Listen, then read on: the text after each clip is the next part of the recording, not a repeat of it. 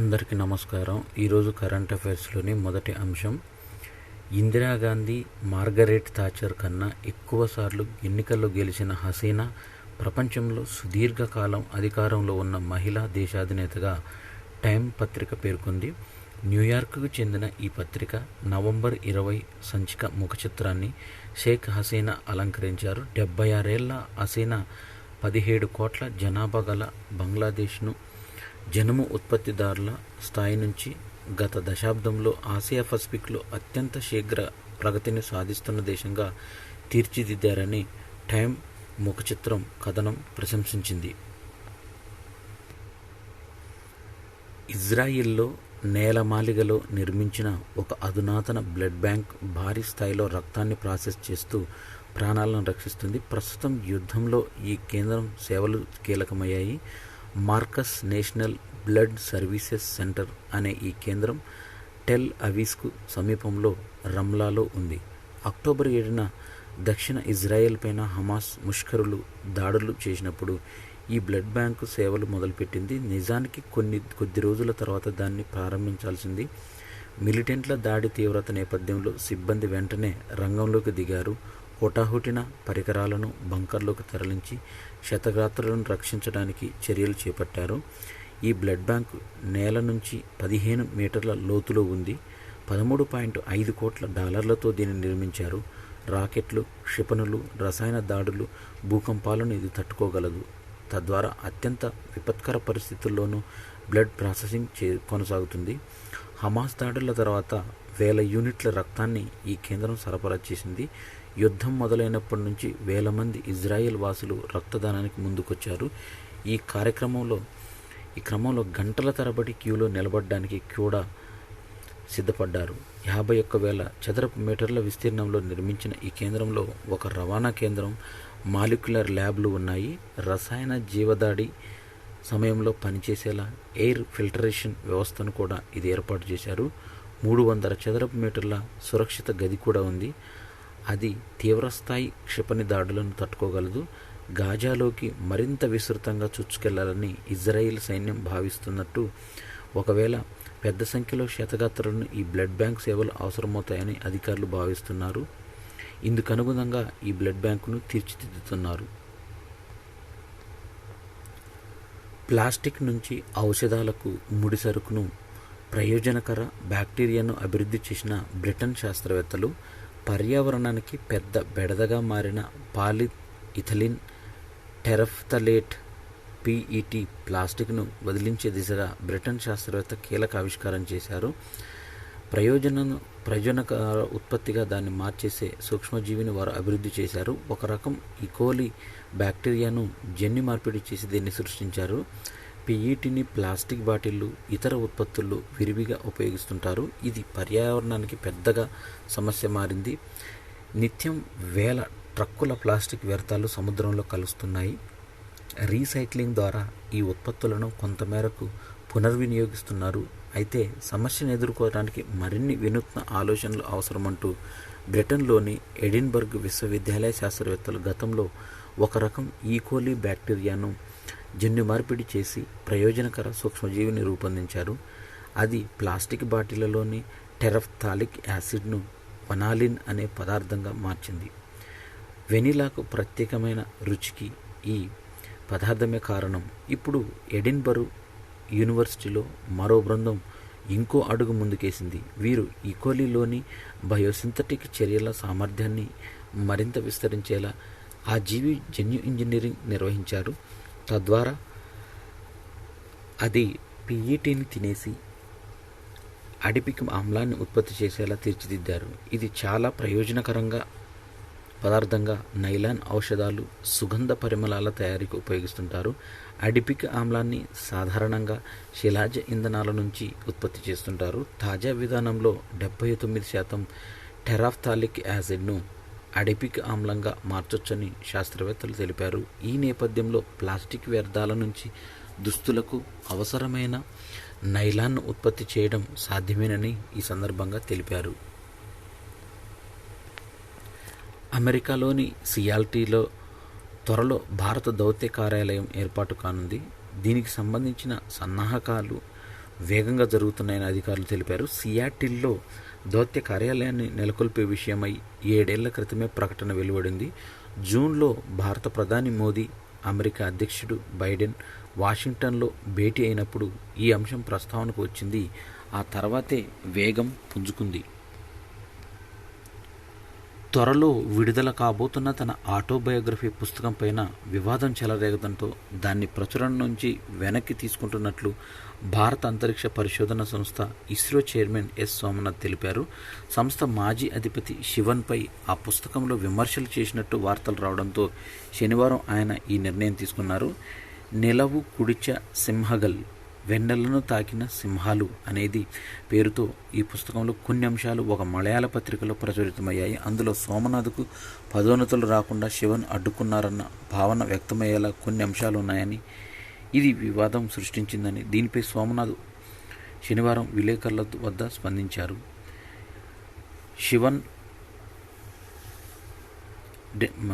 శివన్ జీవిత చరిత్ర, నిలవు కుడిచ సింహగల్, వెన్నెలను తాకిన సింహాలు అనేది ఈ పుస్తకం.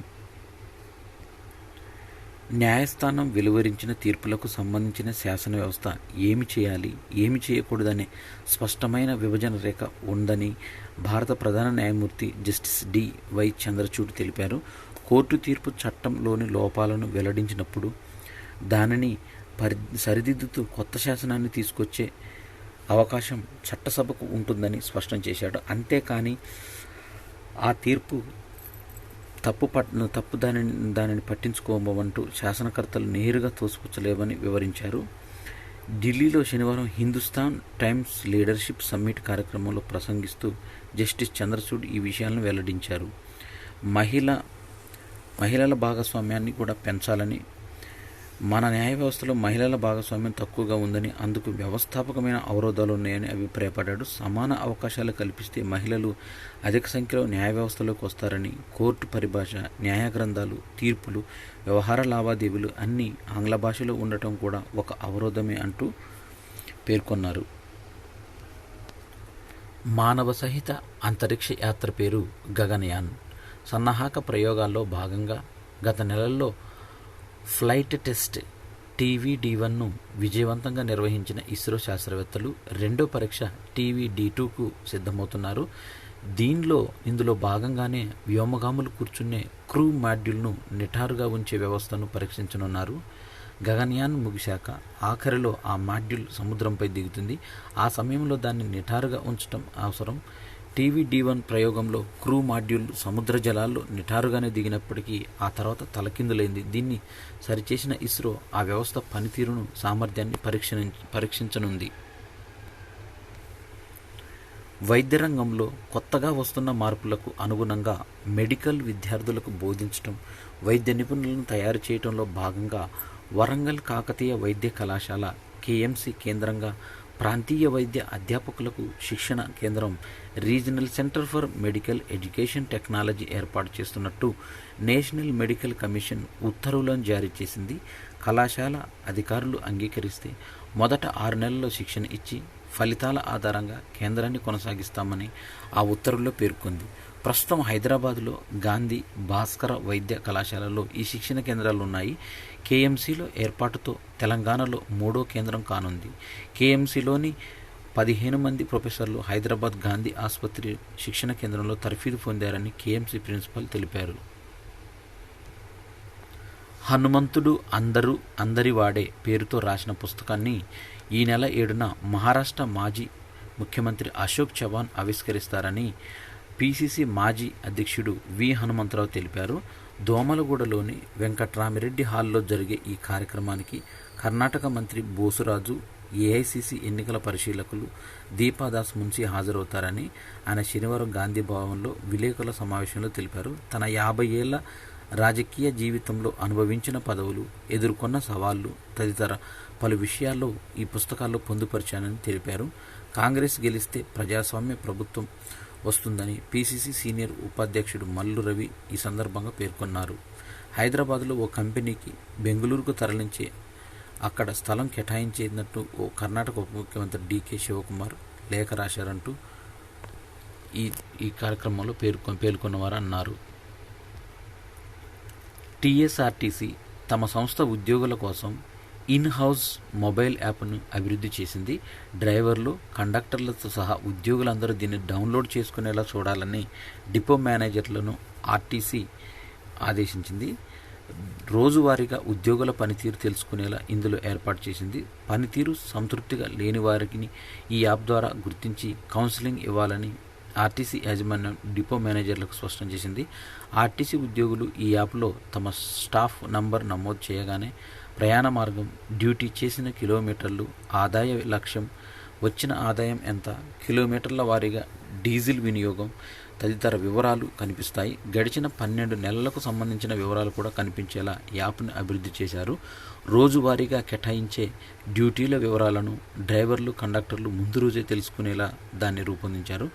ఆర్టీసీలో ప్రస్తుతం డ్రైవర్లు, కండక్టర్లు, మెకానిక్లు, ఇతర విభాగాల ఉద్యోగులు కలిసి మొత్తం 42,350 మంది ఉన్నారు. ఈ వివరాలను ప్రస్తుతం ఆర్టీసీ ప్రతిరోజు సమీక్షిస్తుంది. డిపోల వారీగా బస్సులు తిరిగిన దూరం, వచ్చిన ఆదాయాన్ని లెక్కిస్తుంది. ఆర్టీసీ ఐటీ విభాగం రూపొందించిన ప్రత్యేక యాప్ ద్వారా ఇక నుంచి ఆ వివరాలను గణించనుంది. గతంలో కూడా ఆర్టీసీ గమ్యం అనే ఒక యాప్ ద్వారా ఆర్టీసీ బస్సులు ఏ ఏ ప్రదేశాలలో తిరుగుతున్నాయి మొత్తం పూర్తి ఆన్లైన్ సమాచారాన్ని కోసం గమ్యం అనే యాప్ను కూడా ఆవిష్కరించింది. ప్రపంచం నలుదిశలా తెలుగు సాహిత్యం గొప్పతనాన్ని చాటి చెప్తూ దేశాల మధ్య శాంతి సౌభ్రాతృత్వాన్ని పెంపొందించేందుకు భద్రాద్రి కొత్తగూడెం జిల్లాకు చెందిన 100 శతకాలు రచించిన కవి చిగురుమల్ల శ్రీనివాస్ పూనుకున్నారు. ఇందుకోసం 2 ఏళ్ల పాటు 100 దేశాల్లో పర్యటించనున్నారు. ఆఫ్రికా ఖండంలోని బోట్స్వానా దేశంలో తెలుగు అసోసియేషన్ నిర్వాహకుడు తోటకూర వెంకటేశ్వరరావు సహకారంతో ఈ నెల 9న శాంతి సద్భావన యాత్రకు శ్రీకారం చుట్టనున్నారు. ఇందుకు బోట్స్వానాలోని ఇండియన్ హైకమిషన్ కార్యాలయం వేదిక కానుంది. 100 దేశాల్లో చేపట్టనున్న ఈ యాత్రకు ఉత్తర అమెరికా తెలుగు సంఘం తానా అధ్యక్షుడు నిరంజన్, శృంగవరపు వందే విశ్వమాతరం సంస్థ అధ్యక్షుడు తాళ్ళూరి జయశేఖర్ ఏర్పాట్లు చేశారు. యాత్రలో శ్రీనివాసు ప్రపంచ శాంతి, పర్యావరణ పరిరక్షణ, మానవ సంబంధాలు, భావితరాల తదితర అంశాలపై ప్రసంగించనున్నారు. 2025లో అమెరికాలోని డెట్రాయిట్లో ఈ యాత్ర ముగుస్తుంది. భద్రాచలం పట్టణానికి చెందిన చిగురుమల్ల శ్రీనివాస్ ప్రభుత్వ ఉపాధ్యాయుడిగా పనిచేస్తూ కవిగా రాణిస్తున్నాడు. 100 దేశాల పర్యటనకు చిగురుమల్ల సోమవారం బయలుదేరనున్నారు. 2022 రహదారి ప్రమాదాల గణాంకాలను కేంద్ర ప్రభుత్వం విడుదల చేసింది. దీనిలో వాహన ప్రయాణికుల్లో నిర్లక్ష్యం ప్రాణాంతకంగా మారుతుందంటూ ఆ విషయాన్ని ఇటీవల విడుదలైన 2022 రహదారి ప్రమాదాల గణాంకాలు పేర్కొన్నాయి. హెల్మెట్లు, సీటు బెల్ట్లు పెట్టుకోని కారణంగా 2 తెలుగు రాష్ట్రాల్లో ఏడాదిలో 7,535 మంది ప్రాణాలు కోల్పోగా 17,439 మంది గాయపడ్డారు.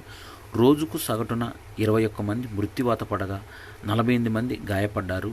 హెల్మెట్ ధరించని కారణంగా దేశవ్యాప్తంగా 50,029 మంది మృతి చెందగా అందులో ఆంధ్రప్రదేశ్లో 6.08 మంది, తెలంగాణలో 5.92% మంది ఉన్నారు. సీట్ బెల్ట్ ధరించిన కారణంగా దేశవ్యాప్తంగా 16,715 మంది కన్నుమూయగా అందులో ఏపీలో 5.35%, తెలంగాణలో 3.79% ఉన్నారు. దేశవ్యాప్తంగా హెల్మెట్ ధరించక మరణించిన వారు 50,029 మంది ఉండగా దీంట్లో 35,692 71.3% మంది డ్రైవర్లు, 14,337 మంది 28.7% ప్రయాణికులు ఉన్నారు. సీటు బెల్ట్ లేని కారణంగా మరణించిన వారు 16,715 మందిలో 8,384 50.2% మంది డ్రైవర్లు, 8,331 49.8% మంది ప్రయాణికులు ఉన్నట్లు ఈ నివేదికలో వెల్లడించారు. ప్రముఖ అడ్వర్టైజింగ్, మార్కెటింగ్, మీడియా రంగాల సమాచార ప్రచురణ సంస్థ ఎక్స్చేంజ్ ఫర్ మీడియా గ్రూప్ తాజాగా ముంబైలో నిర్వహించిన 7వ మీడియా ఏస్ అవార్డుల కార్యక్రమంలో మ్యాడిసన్ వరల్డ్ చైర్మన్ శ్యామ్ బాల్ సారాను జీవిత సాఫల్య పురస్కారంతో సత్కరించింది. మీడియా, అడ్వర్టైజింగ్ రంగాలకు ఆయన అందించిన సేవలకు గాను ఈ అవార్డును ప్రదానం చేసింది. బాల్ సారా తన కెరీర్లో తొలినాళ్లలో క్యాడ్బర్రీ, ముద్ర తదితర సంస్థల్లో పనిచేశారు. మార్కెటింగ్, అడ్వర్టైజింగ్, మీడియా రంగాల్లో 50 ఏళ్ల అనుభవం సంపాదించారు. 1988లో తన సొంత సంస్థ మ్యాడిసన్ను స్థాపించారు. వన్డే వరల్డ్ కప్ మ్యాచ్లో నేడు దక్షిణాఫ్రికాతో తలపడుతున్న భారత్ సెమీస్ ముంగిట ఈ సఫారీ సవాల్ ఈరోజు జరుగుతుంది. ఆడిన 7 మ్యాచ్ల్లోనూ విజయాలు సాధించి టోర్నీలో ఏకైక అజేయ జట్టుగా అందరికంటే ముందుగా సెమీస్ బెర్త్ సొంతం చేసుకుంది. ఇలా ఈసారి వన్డే ప్రపంచ కప్లో భారత జట్టు ఆధిపత్యం మామూలుగా లేదు. అయితే మన జట్టు అజేయంగా సెమీస్కు చేరుతుందా, అగ్రస్థానంలోనే లీగ్ దశను ముగిస్తుందా? ఈ ప్రశ్నలకు నేడు సమాధానం లభిస్తుంది. టోర్నీలో తన తర్వాత ఉత్తమ ప్రదర్శన చేసిన దక్షిణాఫ్రికాతో భారత్ నేడు అమీతుమీ తేల్చుకోనుంది. వన్డే క్రికెట్ ప్రపంచ కప్లో ఒక కొత్త రికార్డు నమోదైంది. ఒకే ప్రపంచ కప్లో అత్యధిక శతకాలు చేసిన కివీస్ ఆటగాడిగా టర్నర్ గప్టిల్ విలియమ్సన్ 2ను దాటేశాడు. అంతేకాకుండా 24 ఏళ్లలోపు ప్రపంచ కప్లో అత్యధిక సెంచరీలు చేసిన ఆటగాడిగా సచిన్ 2 పేరిట ఉన్న రికార్డును అధిగమించాడు. 24 ఏళ్లలోపు ఒకే ప్రపంచ కప్లో అత్యధిక పరుగులు చేసిన ఆటగాడిగా ఉన్న సచిన్ 1996లో 523 పరుగులు పేరిటే ఉన్న రికార్డును సమం చేశాడు. రచిన్కు ఈ మ్యాచ్ మరింత ప్రత్యేకంగా మారటం వెనుక ఇంకో కారణం ఉంది. తన నానమ్మ తాతయ్యలు పూర్ణిమ, బాలకృష్ణ స్టాండ్స్లో నుంచి చూస్తుండగా రచిన్ ఈ శతకం పూర్తి చేశాడు. రచిన్ తన కుటుంబంతో కలిసి న్యూజిలాండ్లో స్థిరపడగా అతడి నానమ్మ తాతయ్యలు బెంగళూరులోనే ఉన్నారు. ఓ వన్డే ఇన్నింగ్స్లో 400కు పైగా పరుగులు చేసినప్పటికీ జట్టు ఓటమి పాలవటం ఇది రెండోసారి. 2006లో మొదట ఆస్ట్రేలియా 434 పరుగులు చేసిన ఛేదనలో దక్షిణాఫ్రికా లక్ష్యాన్ని చేరుకుంది. జాతీయ క్రీడల్లో తెలంగాణకు మరో పథకం దక్కింది.